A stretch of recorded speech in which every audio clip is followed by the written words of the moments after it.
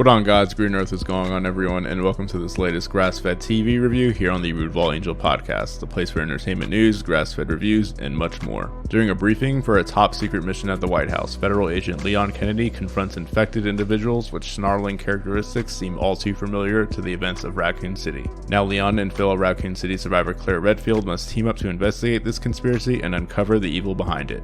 This is Resident Evil: Infinite Darkness.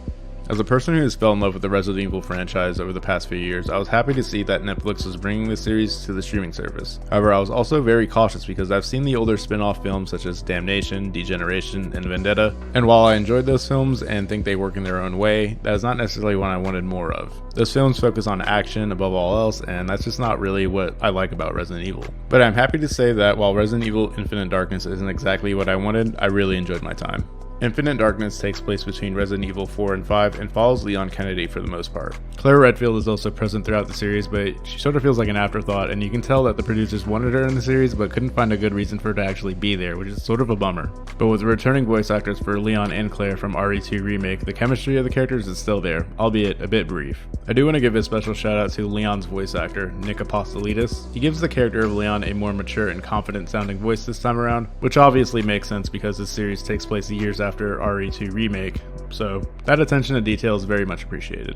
The series also introduces some new characters such as Jason and Shen Mei. Both characters are integral to the plot and have very interesting backstories that give their characters more meaning and purpose. As for the plot, it's standard Resident Evil stuff. You got your twists, you got your turns, zombie killing, hulking monsters, and of course, rocket launchers. There's really nothing new or out of the ordinary for an RE story, but that doesn't mean it's bad. It just means it's more of the same, which I happen to enjoy. The series does a good job of blending the horror and action elements of Resident Evil, and it never feels like it's too over the top for what we are used to seeing. The scene where the infected infiltrate the White House was pretty awesome, and Claire investigating that old abandoned home gave me classic Resident Evil vibes. The animation in the series looked really good at times, but then sometimes it looked really off. I don't know if it was just me, but the CGI graphics looked kind of dated. Of course, the graphics looked better than some of the older movies such as Vendetta and Damnation, and even better than some cutscenes for most video games. But for a TV show, it came off as really distracting, and I kinda wish they went for a more Netflix Castlevania route, or maybe even a more traditional anime route with the design.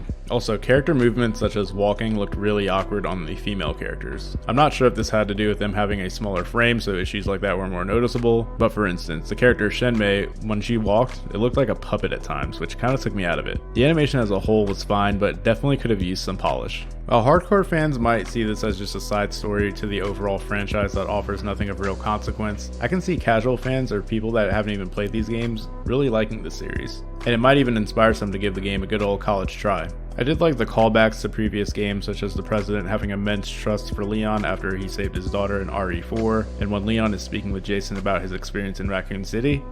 Goosebumps, especially having replayed RE2 Remake recently. And while I really did enjoy my time with Infinite Darkness, I did have issues with the animation, also the plot not offering anything new other than slight ties to the games in the franchise. That was kind of disappointing, I will say. Overall, this series is a very fun watch. It is very short, however, coming in at only 4 episodes, which is kind of Fans of the franchise should have a fun time with this one. It's more Resident Evil, guys, quit complaining. And I especially recommend this show to those who are interested in Resident Evil but don't necessarily play the games. It's just a fun time for all. I give Resident Evil: Infinite Darkness a 3 out of 5 stars. If you're a fan of the franchise, you know exactly what I did there. Thank you guys so much for listening to this grass-fed TV review, and what did you guys think of Infinite Darkness? Hit me up on Twitter and Instagram at Rootball Angel for more content like this, and help me out by sharing, rating, and even recommending this podcast to anyone you know who loves Resident Evil or is on the fence about checking this one out. As always, thank you so much, and stay tuned for a grass-fed film review for Black Widow dropping tomorrow. The MCU is back, man, and I cannot wait.